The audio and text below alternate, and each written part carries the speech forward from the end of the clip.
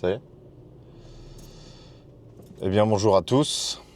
Je m'appelle Simon, je parle 12 langues, dont 5 couramment.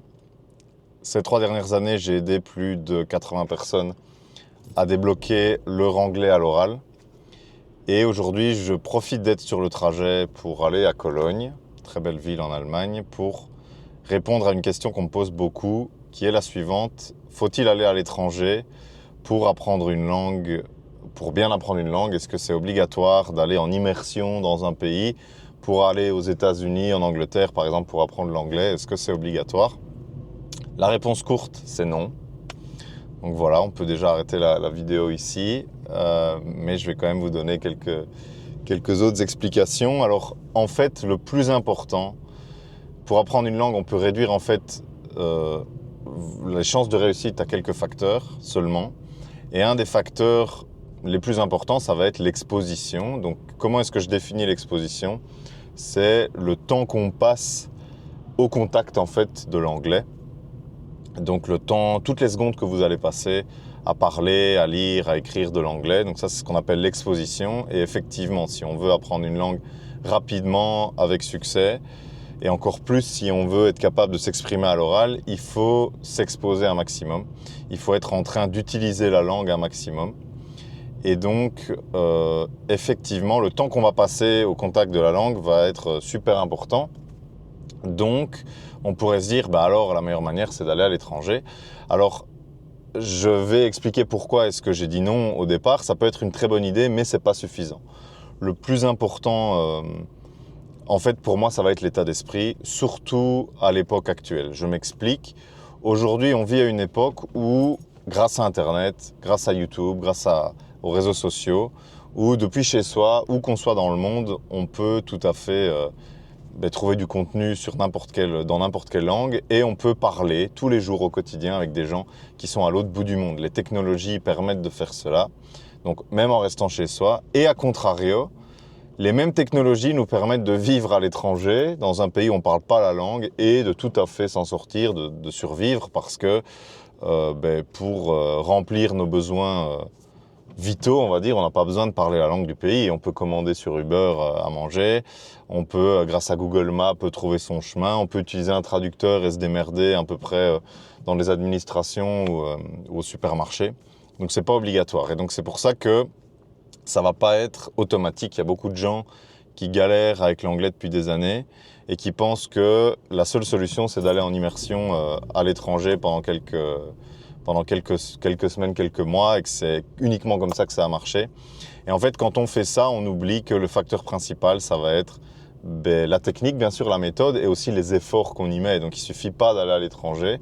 C'est pas comme ça que ça fonctionne. Moi-même, je suis expatrié, j'habite au Portugal, et pour les raisons que je viens de dire, donc je travaille de chez moi, je travaille à la maison, je travaille sur Internet, j'accompagne des gens qui veulent débloquer leur anglais à l'oral, à pouvoir parler de manière fluide en 3 mois. Je fais des programmes, et donc j'ai pas besoin de parler portugais en fait. Et donc cette adaptation, elle doit être, cette exposition, elle doit toujours partir de soi.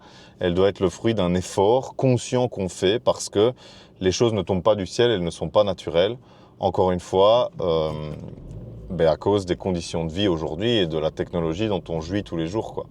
Donc le plus important vraiment, ça va être, selon moi, de se mettre dans l'inconfort, et donc de vouloir soi-même, volontairement, dire ok, cette tâche qui est difficile, je vais la faire en anglais, je vais mettre tous mes appareils en anglais, à partir de maintenant, je vais tout faire pour trouver des gens pour parler l'anglais. Aujourd'hui, il y a plein de manières de trouver des gens pour parler l'anglais, même si vous êtes chez vous en France ou en Belgique ou n'importe où dans le monde. Dans le guide que vous pouvez récupérer dans la description de cette vidéo, je vous explique dès les premières minutes comment vous pouvez faire pour trouver des gens pour parler tous les jours. Et voilà, c'est surtout ça en fait qui va changer. Et si vous avez la bonne mentalité, si vous voulez en fait vous mettre dans l'inconfort et vous forcer à vous confronter à l'anglais, si au niveau de votre état d'esprit, ce point-là il est réglé, évidemment qu'à partir de ce moment-là, le fait de vivre à l'étranger, ça va être un boost incroyable, et là ça va permettre d'accélérer le processus, parce que si vous êtes dans votre tête, ok, mon objectif quand je me lève le matin, c'est de me confronter à l'anglais, et que vous êtes en Angleterre ou aux États-Unis, forcément, vous n'avez qu'à aller dans la rue. Et là, vous allez être exposé partout. Vous allez avoir des opportunités de pratiquer tout le temps, tous les jours, à chaque instant. Vous allez voir vous inscrire dans un club de sport. Vous allez vouloir faire des activités, que sais-je. Vous allez tomber sur des anglophones. Donc là, effectivement, ça va être un boost incroyable. Mais ça dépend avant tout de la mentalité. Et donc, c'est pour ça que j'ai dit en préambule que non, c'était ni obligatoire ni suffisant, mais ça peut être un boost incroyable si vous avez la bonne mentalité. Donc, on peut tout à fait s'immerger en restant chez soi, en changeant tous ses appareils, en organisant des rendez-vous avec des partenaires de langue ou avec des tuteurs, des profs, des gens que vous connaissez pour pratiquer l'anglais tous les jours. Et à contrario, moi je connais des gens qui ont vécu pendant des années dans des pays étrangers, qui n'ont jamais appris la langue parce qu'ils n'en avaient pas besoin. Donc il ne faut certainement pas croire que ça va être automatique.